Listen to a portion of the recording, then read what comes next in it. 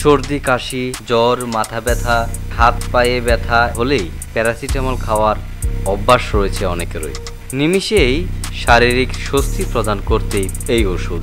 তবে সম্প্রতি এক গবেষণায় বলা হয়েছে এই ওষুধটি একটানা খেলে রক্তচাপ বাড়ে, তাতে বেড়ে যায় হার্ট অ্যাটাক ও স্ট্রোকের ঝুঁকি। গবেষকরা বলেছেন রক্তচাপ কিংবা হার্টের রোগীদের প্যারাসিটামল দেওয়ার আগে সাবধান হতে হবে চিকিৎসকদের।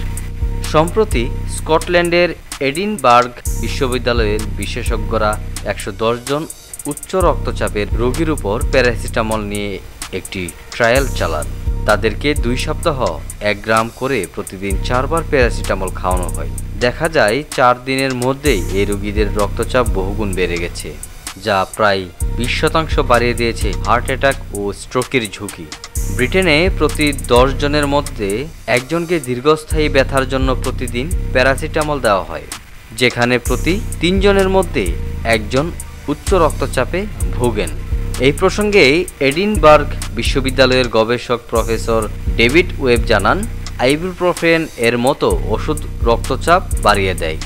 এই ধারণার উপর ভিত্তি করেই চিকিৎসকরা রোগীদের প্যারাসিটামল সেবনের পরামর্শ দেন। এটাই নিরাপদ বিকল্প বলে সবসময় ভাবা হয়। তবে প্যারাসিটামলের পার্শ্ব প্রতিক্রিয়া নিয়েও ভাবা উচিত। এই ওষুধ কিন্তু হার্ট অ্যাটাক ও স্ট্রোকের সম্ভাবনা বাড়িয়ে দেয়। তাই এবার হার্ট অ্যাটাক বা স্ট্রোকের ঝুঁকিতে থাকা প্যারাসিটামলের ব্যবহার বন্ধ করার পরামর্শ দেন গবেষক। গবেষকদের মতে দীর্ঘস্থায়ী ব্যথার জন্য যাদের প্যারাসিটামল প্রয়োজন তাদের রক্তচাপ নিয়ন্ত্রণে রাখার জন্য আলাদা ওষুধ ব্যবহার করা উচিত।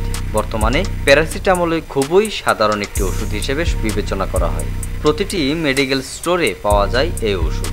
অনেকেই আবার ব্যথা সইতে না পেরে নিয়মিত প্যারাসিটামল খান।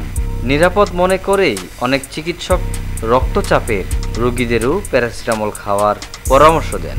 গবেষণা অনুযায়ী প্যারাসিটামল নিয়মিত সেবনের হার্ট অ্যাটাকের মতো সমস্যা হতে পারে, তাই যে কোনো কারণেই প্যারাসিটামল না খাওয়াই ভালো।